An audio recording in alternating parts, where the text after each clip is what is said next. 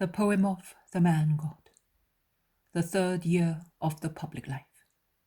Chapter 525. Going back to Nob. Jesus' Omniscience. 8th of November, 1946.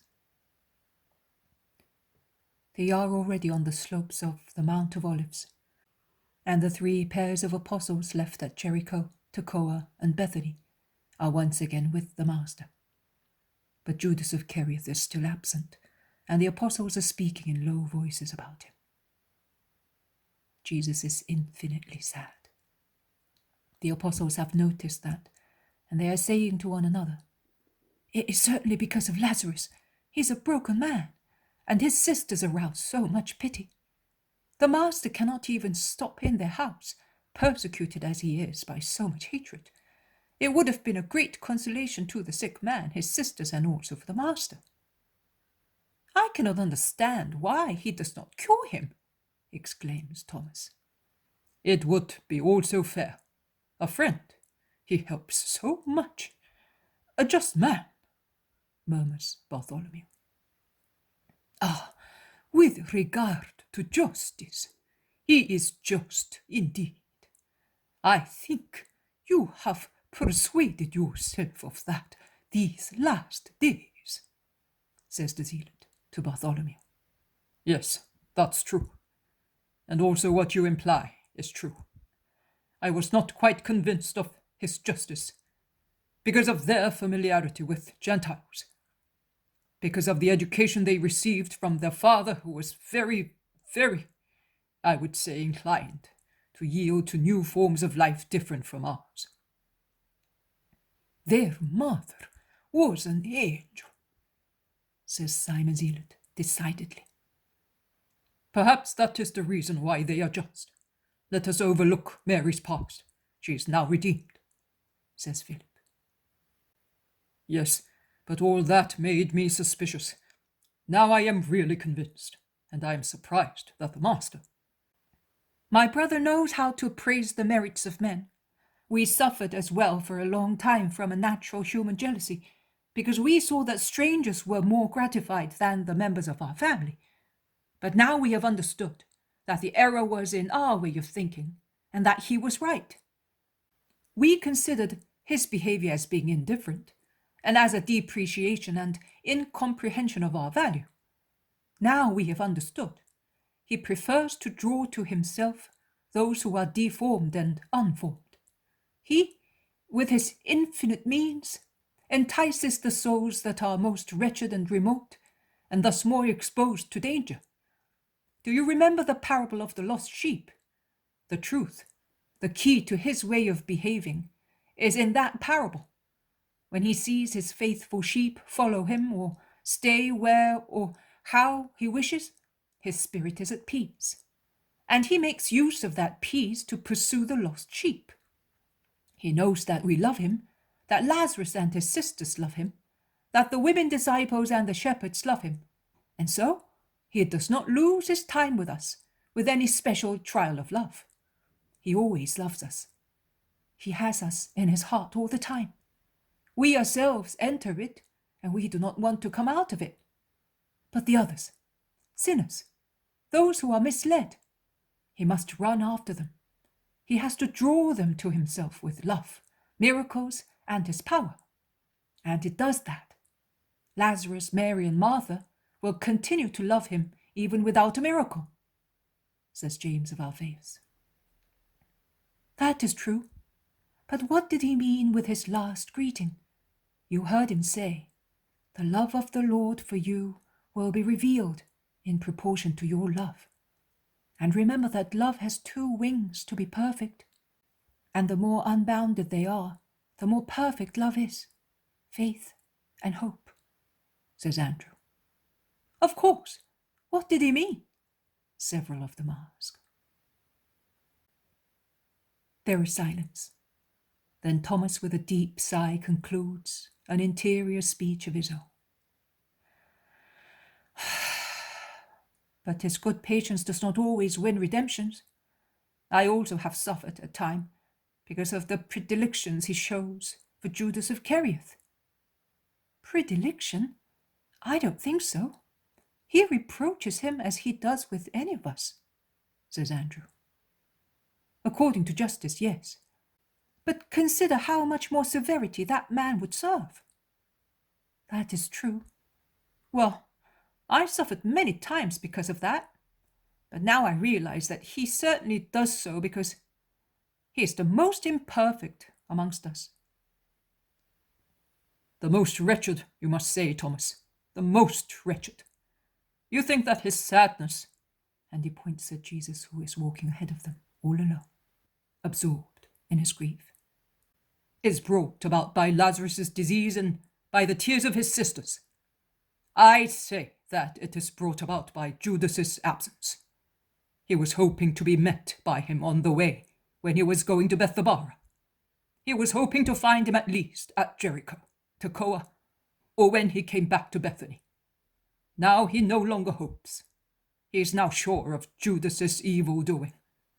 I have watched him all the time, and I noticed that his face looked utterly desolate when you, Bartholomew, said, Judas has not come, says Thaddeus. But he is aware of events before they take place. I am certain of that, exclaims John. Of many, not of all of them. I think that his father conceals some of them from him out of pity, says the zealot.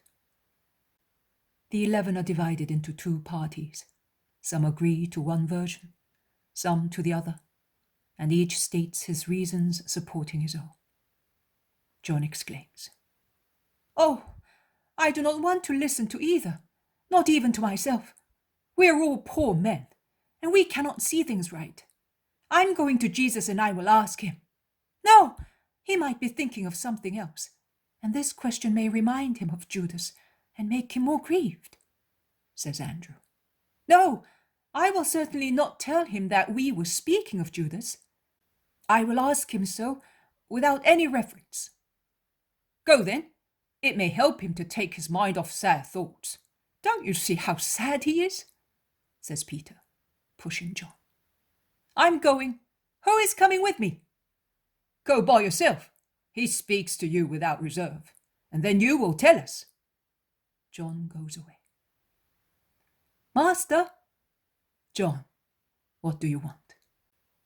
And Jesus, with a smile that brightens his face, embraces his dearest apostle with one arm, holding him close to himself while walking. We were talking amongst ourselves, and we were uncertain about one thing. This, whether you know all the future, or is part of it hidden from you. Some of us said one thing, some another. And what did you say? I said the best thing was to ask you. And so you came. You did the right thing. This gives you and me the opportunity to enjoy a moment of love. Only so rarely now we can have some peace. It's true, how beautiful the early days were. Yes, for the man, which we are, they were more beautiful. But for the spirit which is in us, these days are better. Because the word of God is better known, and because we suffer more. The more one suffers, the more one redeems, John. So, although we remember the happy days, we must be more fond of these ones that grieve us. And through grief, they give us souls. But I will answer your question. Listen, I know as God, and I know as man. I know future events because I am with the Father, since before time, and I see beyond time. As a man free from imperfections and limitations connected with the sin and with sins, I have the gift of introspection into hearts. Such gift is not limited only to the Christ, but in different degrees it is in all those who, having achieved holiness, are so united to God that one can say that they do not act by themselves, but through the perfection existing in them. So I could reply to you that as God, I am aware of the future of centuries, and as a just man, I know the state of hearts. John is pensive and silent. Jesus leaves him alone for a moment, then says, "For instance, now I see this thought in you. Then my master knows the state of Judas Iscariot exactly." "Oh, master!" "Yes, I know.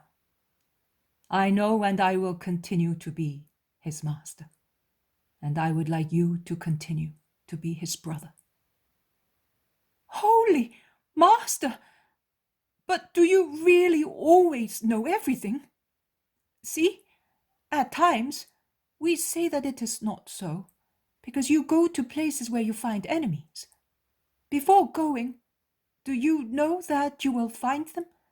And you go there to fight them with your love, to gain them to love? Or do you not know, and do you see your enemies only when they are in front of you, and you read their hearts?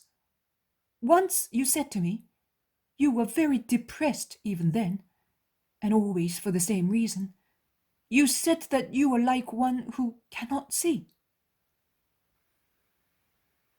I experienced also that torture of man, to have to proceed without seeing, relying entirely on providence. I must be acquainted with everything pertaining to man, with the exception of consumed sin. Not because of a protective barrier placed by my Father against the flesh, the world, and the demon, but because of my will of man. I am like you, but I have a stronger willpower than you, so I am subject to temptation, but I do not yield to them. And my merit lies in that, as it does for you. "You tempted? It seems almost impossible to me." Because temptations do not affect you very much.